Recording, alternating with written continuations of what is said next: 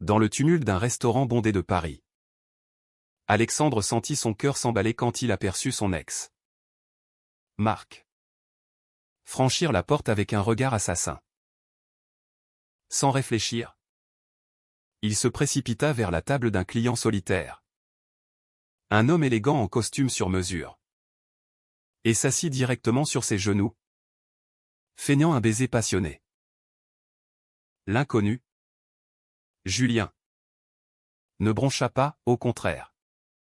Il passa un bras autour de sa taille et murmura à son oreille, fais semblant. Je te protège. Alexandre. 25 ans. Serveur dans ce bistrot chic du Marais. N'avait pas prévu que sa soirée tourne au cauchemar. Marc. Son ancien compagnon. L'avait traqué depuis des mois. Alternant menaces et promesses de changement. Ce soir-là, Alexandre avait ignoré les appels insistants, se concentrant sur son travail pour oublier les bleus encore frais sur ses côtes. Mais voilà que Marc surgissait. Le visage rougi par la colère. Balayant la salle du regard comme un prédateur. Julien Lefebvre. 35 ans. Était un milliardaire discret. Fondateur d'une entreprise de tech qui dominait le marché européen. Assis seul à sa table habituelle. Il sirotait un verre de vin en relisant des rapports financiers sur sa tablette. Il n'était pas du genre à chercher des aventures, sa vie sentimentale était un désert. Caché derrière une façade hétérosexuelle imposée par sa famille conservatrice. Son père, un magnate de l'immobilier, ne cessait de le presser pour un mariage avantageux. Ignorant ou feignant d'ignorer les inclinations de son fils. Quand Alexandre atterrit sur ses genoux, Julien fut d'abord stupéfait. Mais en voyant l'homme furieux s'approcher, il comprit instinctivement la situation. « Qui est-ce » chuchota-t-il, tout en maintenant l'illusion d'un couple intime. Alexandre, tremblant, répondit dans un souffle, « Mon ex. Il est violent. S'il vous plaît. Aidez-moi. » Julien hocha imperceptiblement la tête et, d'une voix ferme, interpella Marc qui s'était arrêté net devant eux. « Peut-on vous aider » demanda Julien avec une assurance glaciale. Son bras serrant Alexandre comme pour le revendiquer. Marc. Un ouvrier du bâtiment de 30 ans. Aux muscles saillants et au tempérament explosif. Rougit de rage. « C'est mon copain. Dégagez. » grogna-t-il. Alexandre se blottit plus près, feignant la surprise. Marc. C'est fini entre nous. Laisse-moi tranquille. La salle s'était tue. Les clients observant la scène avec curiosité. Julien ne s'y a pas. Il sortit son téléphone et composa un numéro. « J'appelle la police si vous ne partez pas immédiatement. » Marc hésita, jetant un regard haineux à Alexandre. « Tu vas le regretter. Sale traître. » Puis, sous les murmures désapprobateurs des autres convives, il tourna les talons et quitta le restaurant en claquant la porte. Alexandre se leva précipitamment, les joues en feu. « Merci. Monsieur. Je ne sais pas ce qui m'a pris. » Julien l'invita à s'asseoir en face de lui. « Asseyez-vous. Buvez quelque chose. Vous tremblez encore. » Le serveur obéit. Encore sous le choc. Son patron, un homme bourru nommé Pierre, s'approcha, l'air contrarié. « Alex ?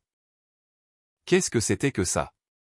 Retourne au travail. » Mais Julien intervint, laissez-le respirer un instant. « Je paierai pour le dérangement. » Pierre haussa les épaules et s'éloigna.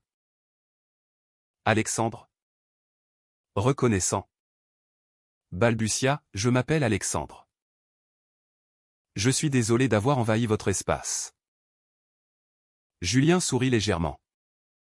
Un sourire qui n'atteignait pas tout à fait ses yeux. Julien. Et ce n'est rien. J'ai vu pire dans les affaires. Votre ex semble dangereux. Vous avez porté plainte? Alexandre secoua la tête. Il est charmant quand il veut. Mais quand il boit. Il s'interrompit, réalisant qu'il en disait trop à un inconnu. Pourtant, quelque chose chez Julien l'apaisait, son calme. Sa prestance. Ils parlèrent un moment.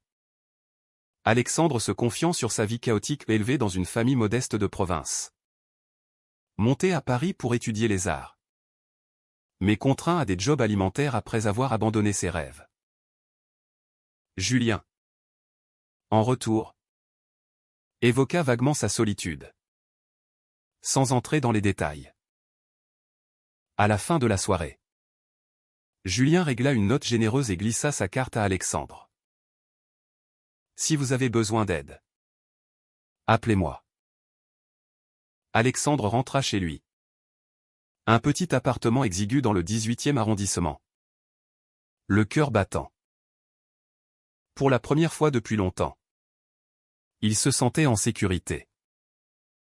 Mais au fond de lui, une voix murmurait, était-ce le début de quelque chose? Ou juste une illusion passagère? Les jours suivants, Marc ne lâcha pas prise. Des messages menaçants inondèrent le téléphone d'Alexandre, je sais où tu vis. Tu ne m'échapperas pas. Paniqué, Alexandre composa le numéro de Julien. Il est dehors. En bas de chez moi. Julien n'hésita pas, j'arrive. 20 minutes plus tard. Une voiture de luxe se gara devant l'immeuble. Julien en descendit. Accompagné d'un garde du corps discret. Marc. Adossé à un mur. Se redressa en les voyant. Encore toi, cracha-t-il. Julien s'avança. Impassible. Alexandre ne veut plus vous voir. Si vous approchez encore, j'engage des poursuites. J'ai des avocats qui adorent ce genre d'affaires. Marc ricana. Mais recula. Vous croyez que votre argent me fait peur? Pourtant. Il partit. Non sans un dernier regard venimeux. Alexandre descendit. Soulagé. Merci encore. Vous n'étiez pas obligé. Julien haussa les épaules. Je l'étais? En quelque sorte. Allons dîner. Vous avez l'air épuisé. Ils se rendirent dans un restaurant étoilé. Où Julien commanda sans regarder la carte. Au fil du repas, les barrières tombèrent. Alexandre parla de son coming out difficile. Rejeté par ses parents catholiques pratiquants. Julien avoua. Pour la première fois à voix haute. Son attirance pour les hommes. Enfouie sous des années de déni familial. Mon père me voit comme l'héritier parfait. Un mariage avec la fille d'un associé est déjà planifié. Alexandre fronça les sourcils.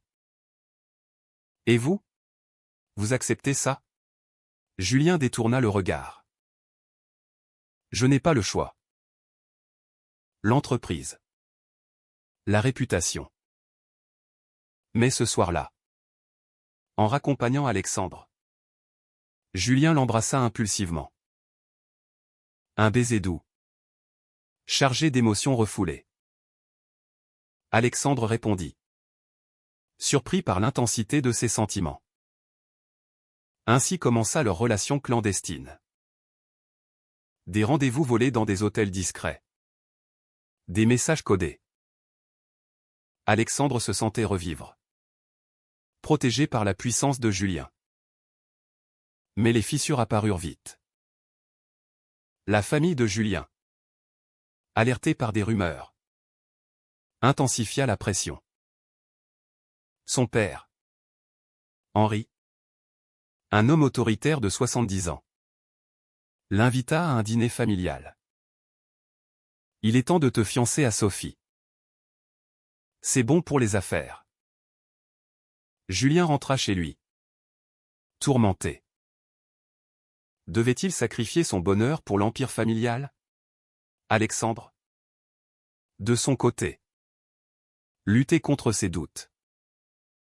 Était-il juste un caprice pour ce milliardaire? Les nuits blanches se multiplièrent, les décisions pesant comme des chaînes. Les semaines passèrent, et la relation entre Alexandre et Julien s'approfondit dans l'ombre. Ils se voyaient en secret, Julien louant un appartement discret dans le 16e arrondissement pour leur rencontre.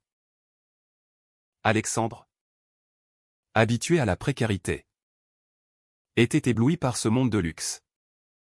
Mais il sentait la tension monter. Julien annulait souvent à la dernière minute, invoquant des réunions d'affaires ou des obligations familiales. Un soir, après une dispute avec son patron qui le menaçait de licenciement pour ses absences répétées, Alexandre confronta Julien. « Je ne peux plus vivre comme ça. » Caché comme un secret honteux. Julien, assis sur le lit king size, passa une main dans ses cheveux. « Alex, tu sais ce que je risque. Mon père me déshériterait s'il apprenait. Et toi? Avec Marc qui rôde encore. » Marc, en effet, n'avait pas disparu. Il avait envoyé des photos volées d'Alexandre et Julien ensemble à l'entreprise de ce dernier. Anonymement. Julien avait étouffé l'affaire grâce à ses contacts. Mais le danger persistait. « Il faut que tu portes plainte, » insista Julien. Alexandre hésita. « Et si ça empire les choses? Il connaît mes faiblesses. » Le conflit intérieur d'Alexandre s'intensifia. Il aimait Julien, mais se sentait piégé dans un rôle de victime perpétuelle. Ses amis, peu nombreux, le mettaient en garde. Un milliardaire? Il te jettera quand il en aura marre, disait Léo, son collègue serveur. Alexandre balayait ses doutes, mais au fond, il se questionnait sur sa propre valeur. Julien, de son côté, affrontait ses démons familiaux. Lors d'un conseil d'administration, son père annonça publiquement les fiançailles imminentes avec Sophie, une héritière de 28 ans, belle et ambitieuse. Julien protesta en privé, « Papa, je ne l'aime pas. » Henri explosa, « L'amour? C'est pour les faibles. Pense à l'Empire. À notre nom. Si tu refuses, je te coupe les vivres. » Cette nuit-là, Julien appela Alexandre en larmes. Une première. Je ne sais plus quoi faire. Alexandre, compatissant, le rejoignit. Ils passèrent la nuit à parler, à se soutenir. Pour la première fois, Julien envisagea de tout révéler. « Peut-être que je peux me battre. Pour nous. » Mais le lendemain, une nouvelle crise éclata. Marc, apprenant les fiançailles par les tabloïds, contacta Sophie anonymement. « Votre fiancé voit un homme. » Preuve à l'appui. Sophie, furieuse, confronta Julien lors d'un déjeuner d'affaires. « C'est vrai? Tu es gay. » Julien, pris au piège, nia faiblement. « Ce sont des rumeurs. » Mais Sophie, blessée, rompit les fiançailles sur le champ, alertant Henri. Le scandale éclata. Henri convoqua Julien dans son bureau monumental. Explique-toi. Julien. Dos au mur. Avoua partiellement, je vois quelqu'un. Un homme. Henri blêmit. Tu vas ruiner tout ce que j'ai bâti. Pense à ta mère. À tes sœurs. La société ne pardonnera pas. Julien quitta la réunion brisée, réalisant le prix de son authenticité. Alexandre, informé, paniqua. Et maintenant? Julien répondit, je vais me battre. Mais j'ai besoin de toi. Ils décidèrent de s'afficher publiquement.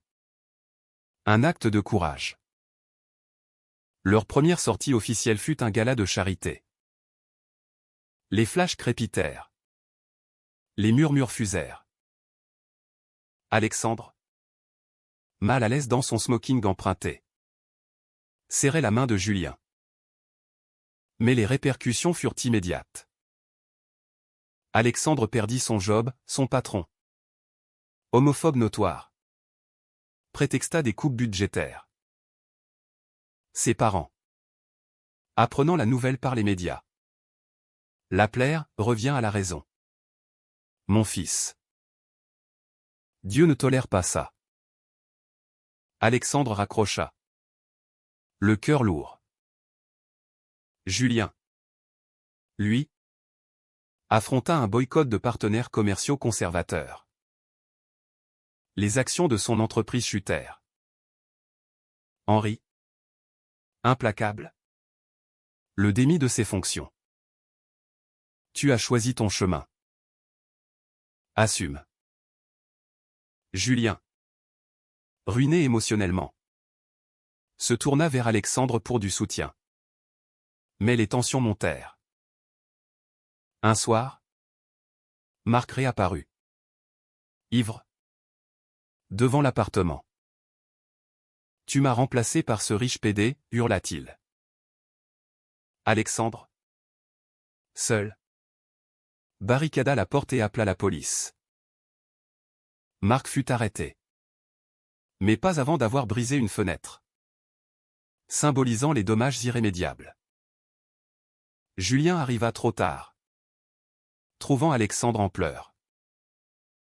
C'est ma faute? Murmura Alexandre. Non. C'est la société qui nous broie, répondit Julien. Ils s'enlacèrent?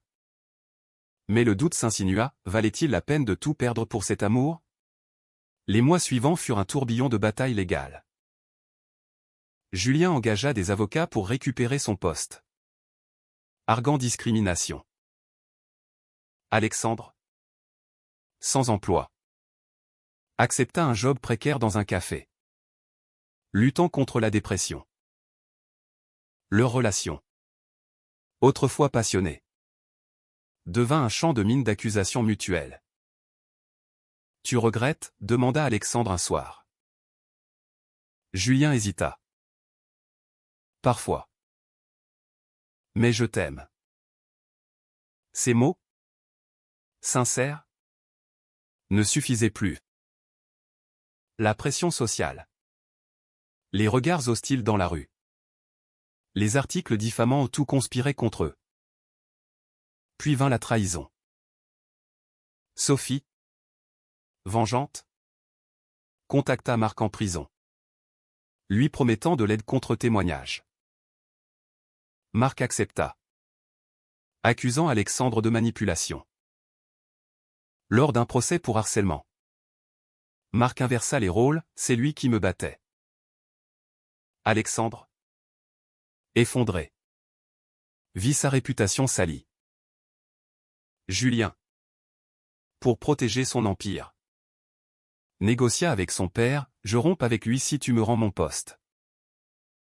Henri accepta. Julien, le cœur brisé, confronta Alexandre. C'est fini.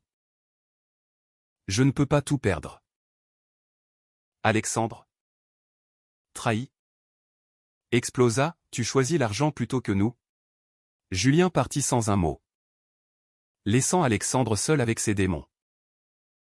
Seul dans son appartement vide, Alexandre sombra dans une spirale de désespoir. Les jours se muèrent en semaines, rythmés par des appels d'huissiers pour des factures impayées et des nuits hantées par les souvenirs de Julien. Il erra dans Paris, évitant les lieux qu'ils avaient partagés. Comme le pont des Arts où ils avaient scellé leur amour d'un cadenas symbolique, un geste naïf. Maintenant amer. Ses amis tentèrent de le soutenir. Léo l'invita à boire, il t'a utilisé. Alex. Oublie-le. Mais Alexandre défendit Julien, il avait ses raisons. La famille. La société.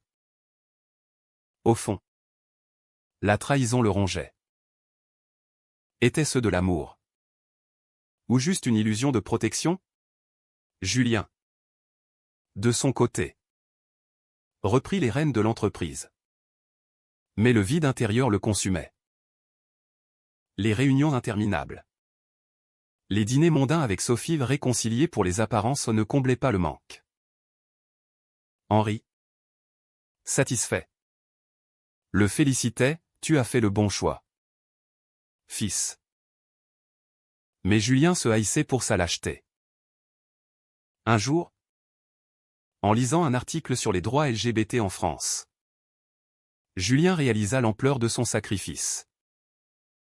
Il contacta un thérapeute, avouant pour la première fois ses tourments. J'ai tout perdu pour rien. Le thérapeute l'encouragea, il n'est pas trop tard pour choisir l'authenticité.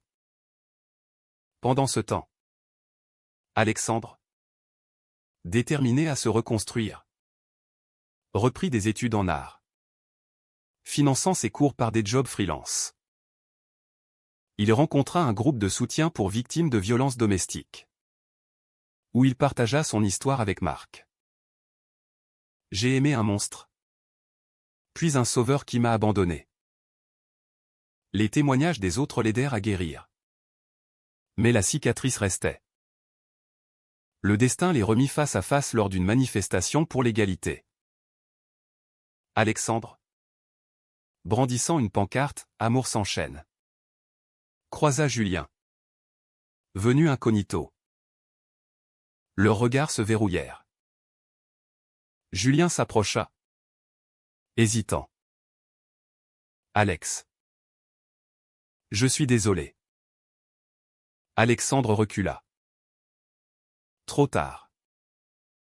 Tu as choisi. Julien insista, j'ai changé. J'ai quitté l'entreprise. Mon père m'a déshérité. Mais je suis libre. Alexandre, sceptique, demanda des preuves. Julien montra des articles, il avait publiquement assumé son orientation, fondant une fondation pour les droits LGBT. Touché, Alexandre accepta un café. Ils parlèrent des heures, déversant regrets et accusations. Tu m'as brisé, dit Alexandre. Et moi? Je me suis brisé moi-même, répondit Julien. Une étincelle renaquit, mais prudente. Cependant, les obstacles persistaient. Marc, libéré sous caution, reprit ses harcèlements. Il envoya des menaces à Julien cette fois, tu m'as volé mon mec. Je te ruinerai.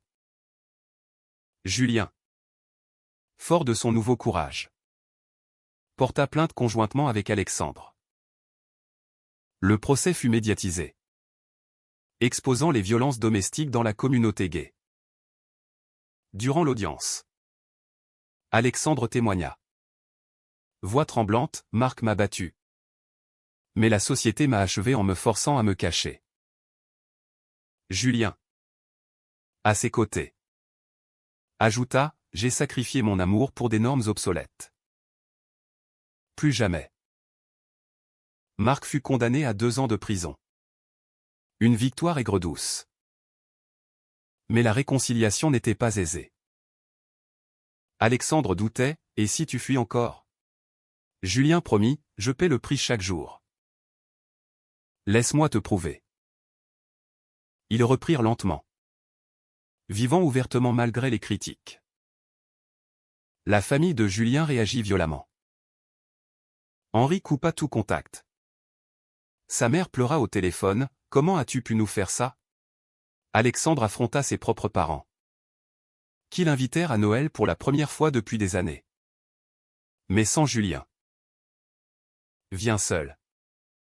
Mon fils. Alexandre refusa, c'est lui ou rien. Les choix moraux pesaient lourd. Julien vendit des actifs pour financer sa fondation, acceptant une vie plus modeste.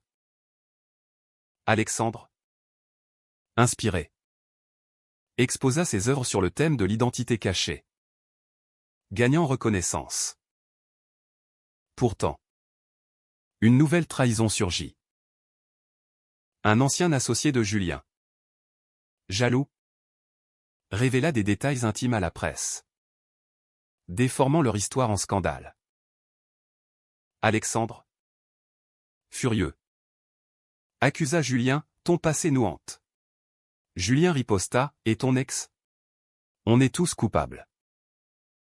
La crise culmina lors d'une dispute explosive. Alexandre partit, claquant la porte. Seul dans la rue. Il réfléchit, valait-il mieux la solitude que la souffrance répétée? Après des jours de silence, Alexandre rentra, trouvant Julien effondré. Je ne peux pas sans toi, avoua Julien.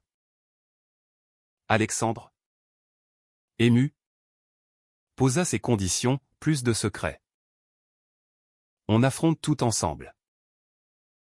Ils scellèrent leur pacte d'un engagement symbolique. Un partenariat civil en mairie. Entouré d'amis fidèles. La vie reprit. Marquée par des hauts et des bas.